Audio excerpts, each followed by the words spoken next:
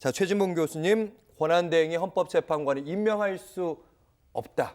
이 부분 분명히 대통령의 고유한 권한을 행사할 때는 조금 적극적으로 하기에는 좀 부담스럽다는 게 기본적으로 한덕수 대행의 생각이었고 그랬죠. 입장이었는데 갑자기 이런 선택을 했어요. 어떻게 보셨어요? 황당한 거죠. 그러니까 한덕수 황당하세요? 네. 지금 총리가 이런 행동을 하는 건 도저히 납득이 안 돼요. 그러니까 아까 말씀한 이종훈 평론가 말씀처럼 본인의 정치적 행보 때문에 그런 건지 아니면 저는 뭐 윤석열 전 대통령과의 교감이 있는 건지 이런 의심도 저는 개인적으로 듭니다. 다른 이유보다 이완규라는 사람을 지명한 것이 그런 점을 보여주는 부분이라는 생각이 들어요. 지금 이종훈 평론가께서 의리라고 표현하셨는데 네. 교감이라고 하시면 한덕수 대행이 지금 혹시 파면된 윤 전 대통령과 뭔가 물밑에서 얘기가 있었던 그런 거 의심이 아닌가? 든다는 거예요. 의심이. 든다. 제가 뭐 확인은 안 되니까 모르죠. 근데 이완규라는 분은 예. 논란이 많고 누구나 다 알고 있듯이 윤석열 전 대통령의 측근 중에 측근 아닙니까? 호위무사로 언론들이 평가하더라고요. 그랬죠. 예. 근데 이런 사람을 그러니까 자기가 만약 정치적 행보를 하려면 예를 들어서 이렇게 무리한 수를 두지 않아요. 뭐 보수적인 성향이라 하더라도 그래도 좀 무난한 사람 이런 사람을 하면 어느 정도 뭐 이해가 되지만 지금 두 사람 임명하는 것 자체도 문제지만 이 중에 이완규라는 사람 때문에 더 논란이 되는 거 아닙니까 지금? 그런 논란이 됨에도 불구하고 이완규라는 분을 지명을 했다? 이건 상상이 안 되는 거고요. 납득이 안 되는 상황이고요.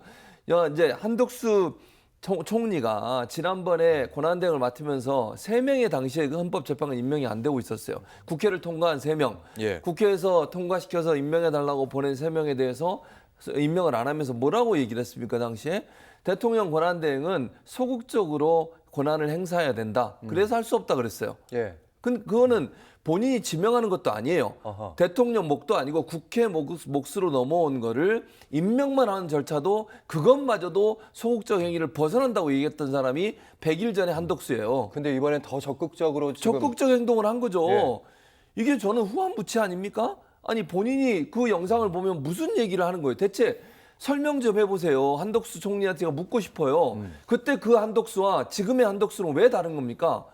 이거는 소극적 행위가 아니라 아주 적극적 행동이에요. 대통령이 지명하게 돼 있는 거를 본인이에요? 권한대행이? 어디 그런 법에 헌법에 대통령 권한대행이 3명을 지명한다고 돼 있습니까? 그런 거 없습니다. 대통령이라고 돼 있죠. 예. 그런데 이런 행동을 한 건 도저히 납득이 안 되는 것이고요. 본인의 말과도 배치한 문제이고요.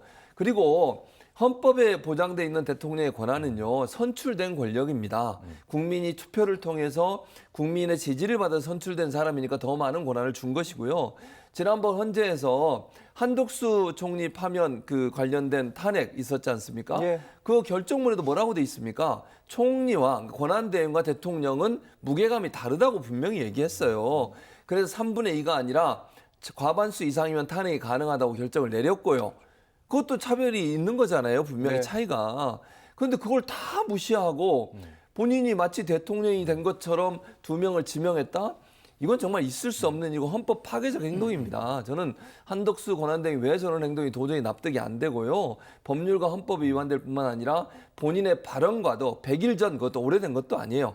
100일 전에 본인의 발언과도 배치된 행동이기 때문에 즉시 처리하는 게 맞다고 생각합니다.